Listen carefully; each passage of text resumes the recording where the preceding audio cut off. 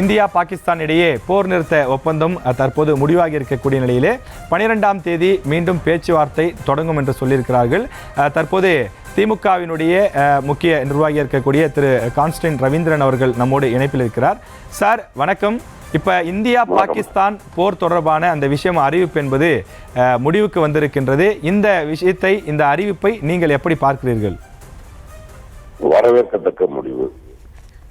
ஒரு நாகரிகமான சமூகத்தில் கடைசி முடிவுதான் யுத்தம் என்பது. முடிந்த வரைக்கும் யுத்தங்கள் இல்லாமல் சமாதானமாக அல்லது எடுக்க வேண்டிய நடவடிக்கைகளை ராஜதந்திரமாக எடுத்து முடிவெடுப்பதுதான் நல்லது. ஆனால் இது போன்ற தவிர்க்க முடியாத தருணங்களில் இந்திய ஒன்றிய அரசு எடுத்த முடிவு ஒரு வகையில் வரவேற்கத்தக்கது. ஏனென்றால் இது போன்ற தாக்குதல்கள் நடத்துவதற்கு யாராக இருந்தாலும், பயங்கரவாதிகளாக இருந்தாலும் தீவிரவாதிகளாக இருந்தாலும் இனிமேல் ஒரு பயம் வரும். அந்த வகையில் இந்த நடவடிக்கை தேவையானது என்றாலும் இன்றைக்கு இதை நிறுத்தி இருப்பது என்பது கடந்த 4 நாட்களாக இருந்து வந்த ஒரு மக்களிடம் இருந்த ஒரு பதட்டம் தணிப்பிற்கு வந்திருக்கிறது. அது மட்டுமல்ல, உலக நாடுகளுக்கு இந்தியாவினுடைய வலிமை, இராணுவத்தினுடைய வலிமையை ஒரு முறை நான் நிரூபித்திருக்கிறோம். அந்த வகையில் தொடர்ந்து இது போன்ற அடுத்த நிகழ்வுகள் இல்லாத வகையில் இதை பேசி முடித்து இனிமேல் போரில்லாத உலகம் என்பதை முன்னெடுப்பதற்கு நமது ஒன்றிய அரசு முன்வர வேண்டும். குறிப்பாக இன்றைக்கு தமிழக மக்கள் அனைவரும் மாண்புமிகு முதலமைச்சர் தளபதி மு.க. ஸ்டாலின் அவர்கள் தலைமையிலான ஒரு பேரணியை நடத்தி முடித்திருக்கிற நேரத்தில் இந்த ஒரு முடிவு வந்திருப்பது என்பது ஒரு வகையில் மகிழ்ச்சியானது, வரவேற்கத்தக்கது. மீண்டும் தொடராமல் இது ஒன்று நாம் பார்த்துக் கொள்ள வேண்டும் என்பதுதான் ஒட்டுமொத்த மக்களின் எண்ணமாக இருக்கும். அதைத்தான் இந்த நேரத்தில் தெரிவித்துக் கொள்ள விரும்புகிறோம். திரு ரவீந்திரன், நீங்கள் இந்த போர் நிறுத்தம் சம்பந்தமான சில கருத்துக்களை தெரிவிச்சிங்க. இப்போ இந்த நேரத்தில் திமுக சம்பந்தப்பட்ட ஒரு கேள்வியும் நான் கேட்கணும்னு நினைக்கிறேன். இப்போ நாம் அனைவரும் இந்தியர் என்ற அந்த ஒற்றுமை உணர்வோடு காஷ்மீர் முதல் கன்னியாகுமரி வரை இருந்து வருகின்றோம். தமிழக முதலமைச்சர் மு.க. ஸ்டாலின் அவர்களும் திமுக கூட்டணியில் இருக்கக்கூடிய தலைவர்களும் ஒரு பெரிய பேரணியை நடத்தியிருக்கிறார்கள். இந்த பேரணியினுடைய இந்த உள்ள அர்த்தம் என்ன நம்ம சொல்ல வரோம் சார்? நமக்குள் 1000 கருத்து வேறுபாடுகள் இருக்கலாம். அரசியலிலே கருத்து வேறுபாடு, தத்துவ வேறுபாடுகள் இருக்கலாம். அது நமக்குள் பேசி தீர்க்க வேண்டிய விஷயம். ஆனால் இந்தியா எதிர்த்து இன்னொரு நாடு என்று சொன்னால் அது எந்த நாடாக இருந்தாலும் அதை வெற்றி கொள்ள வேண்டும் என்பதுதான் இந்தியர்களின் விருப்பம். குறிப்பாக தமிழர்களின் விருப்பமும் அதுதான்.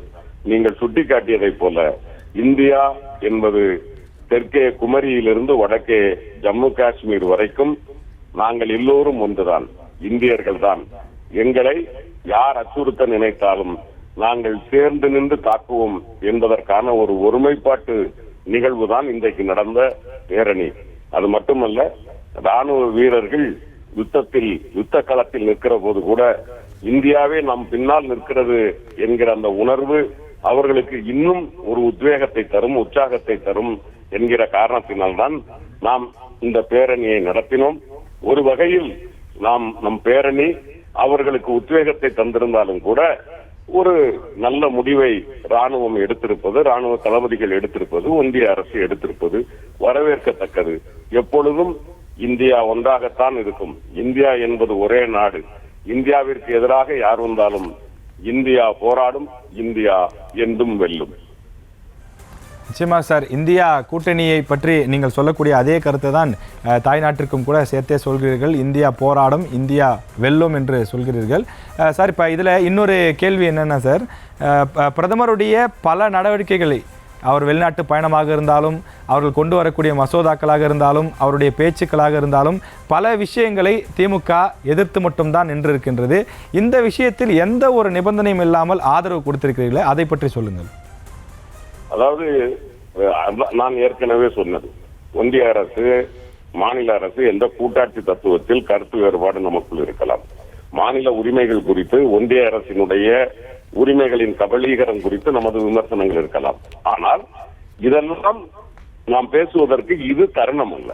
நாம் இந்தியர்களாக ஒன்றுபட்டு நிற்கிற நேரத்தில் நாம் நமக்குள் பேசிக்கொள்வது என்பதோ இல்ல நமக்கான தத்துவார்த்த அல்லது கொள்கை ரீதியான அல்லது அரசியல் ரீதியான மோதல்களை பேசிக் கொள்வது என்பது மிகவும் சிறுபிள்ளைத்தனமாக இருக்கும். எனவே இந்த நேரத்தில் நாம் அத்தனையும் ஒன்று தள்ளி வைத்துவிட்டு ஒன்றிய அரசு மாநில அரசு என்பதையெல்லாம் மறந்துவிட்டு நாம் 140 கோடி இந்தியர்களும் ஒன்று என்பதை இன்றல்ல நேற்றல்ல 1960 சைனாவிற்கு எதிரான யுத்தமாக இருந்தாலும் சரி, 70 பாகிஸ்தானுக்கு எதிரான யுத்தமாக இருந்தாலும் சரி, 2000 கார்கில் யுத்தமாக இருந்தாலும் சரி, எல்லா நேரத்திலும் இந்திய ஒருமைப்பாடு ஒற்றுமை என்று வருகிற போது தமிழர்கள் நாம் முன்னணியில் நின்றிருக்கிறோம். அந்த தருணத்தில் எல்லாம் திராவிட முன்னேற்ற கழகம் அந்த ஒற்றுமைக்கு முன்னுதாரணமாக அந்த மக்களுக்கு ஓடோடி உதவுவதில் தமிழர்கள் தான் முதலிடத்தில் இருக்கிறார்கள் என்பதை நாம் பல நேரத்தில் நிலைநிறுத்தி இருக்கிறோம். அதனுடைய தொடர்ச்சி தான் இது. இப்பொழுது நாம் நமது மனமாச்சரியங்களை எல்லாம் நாம் புறந்தள்ளிவிட்டு இந்தியா என்கிற ஒற்றை குரலில் நாம் நின்றிருக்கிறோம். அந்த ஒற்றை குரல் தான் வெற்றி குரலாக மாறி இருக்கிறது என்று நான் கருதுகிறேன்.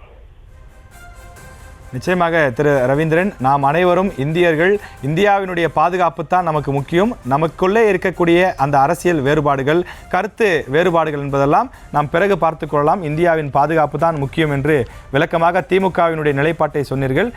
நீங்கள் இணைப்பில் வந்து இந்த கருத்துக்களை தெரிவித்தமைக்கு மிக்க நன்றி. நன்றி.